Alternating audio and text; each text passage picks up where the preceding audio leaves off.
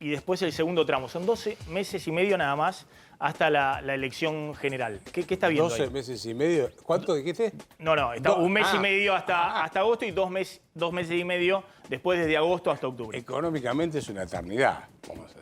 A ver, llegar de acá a agosto, te está faltando un mes y medio más o menos. Un mes y medio, 45 días. Sí, 45 días. La clave va a estar que pase con el fondo, ¿no?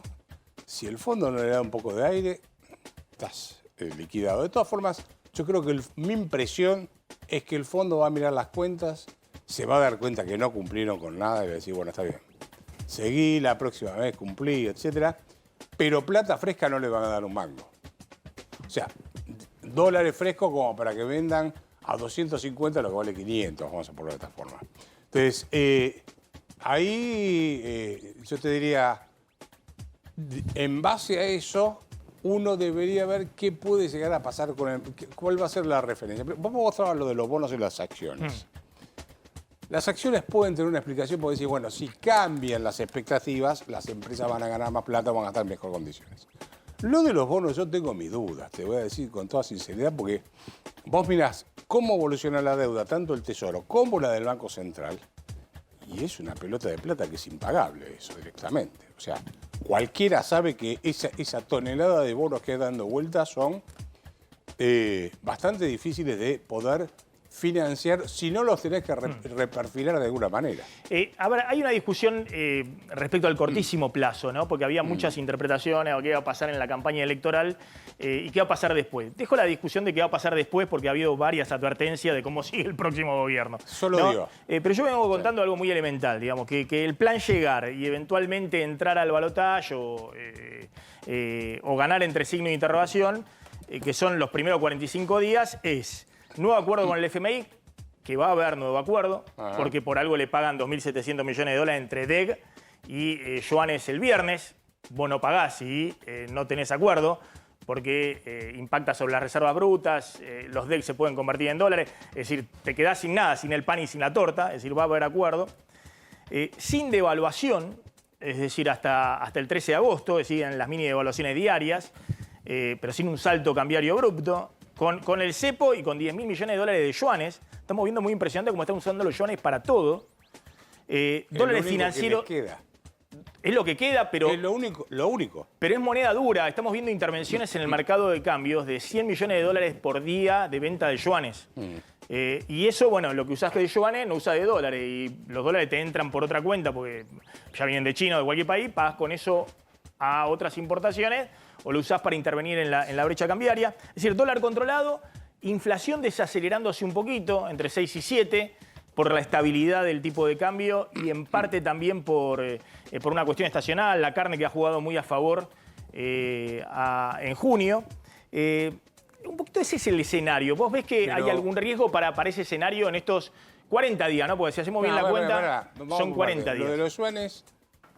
Es cierto, lo que pasa es que vos lo que estás usando ahora el gobierno es ese descubierto que le dio China. Te estás endeudando. Un préstamo, un crédito. Es un préstamo, estás usando un préstamo, te dijeron, mira, te doy un descubierto. Un préstamo un año. Descubierto hasta, ¿cuántos son? 18.000, 20.000, nunca se 18.000 millones de dólares, estás usando 10, vas a usar 10.000. Sí, pero está bien, vos usás eso. Que en realidad lo estamos usando para otra cosa, porque en realidad ese descubierto es... Yo te importo desde China, yo te anoto como en la cuenta del almacenero que me compraste tanto, podés pagarme, después en el futuro me tenés que pagar. No sabemos bien cuáles son las condiciones de tasa de interés y demás. Pero bueno, por ese lado más o menos van tirando. Ahora, en términos de inflación, puede ser que te dé más bajo ahora. La pregunta es, y este es un dilema que va a tener Massa, ¿por qué haces de acá las elecciones para ganar las PASO y después las de, ¿qué es? La primera vuelta, octubre? ¿Hacés restricción monetaria y frenás el gasto público o te mandás otro plan platita? No tiene margen. Bueno, a ver. Para el plan platita, todo lo que emitan se te va a la brecha. Por eso, por ese lado no tiene. Sí. Entonces, ¿qué va a hacer? ¿Va a seguir licuando jubilaciones, planes sociales, etcétera? Y son 4 meses. Y bueno, ese es el dilema que tenés. Claro, vos pero... tenés de acá a agosto, sí, tenés ese dilema. ¿Qué hago? Porque ellos, ¿qué vienen haciendo hasta ahora? Vos mirás las cuentas del sector público y lo que ves es mes a mes cómo va licuando el Sí. gasto.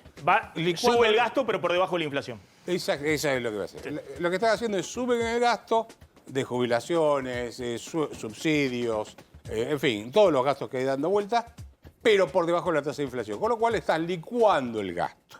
Lo que pasa es que se está licuando más los ingresos que el gasto. Si vos mirás, Claro. el déficit aumenta. Pero no importa. Están usando la inflación como mecanismo De ajuste. de ajuste.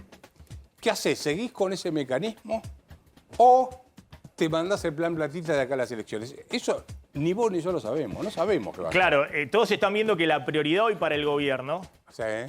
es evitar la crisis.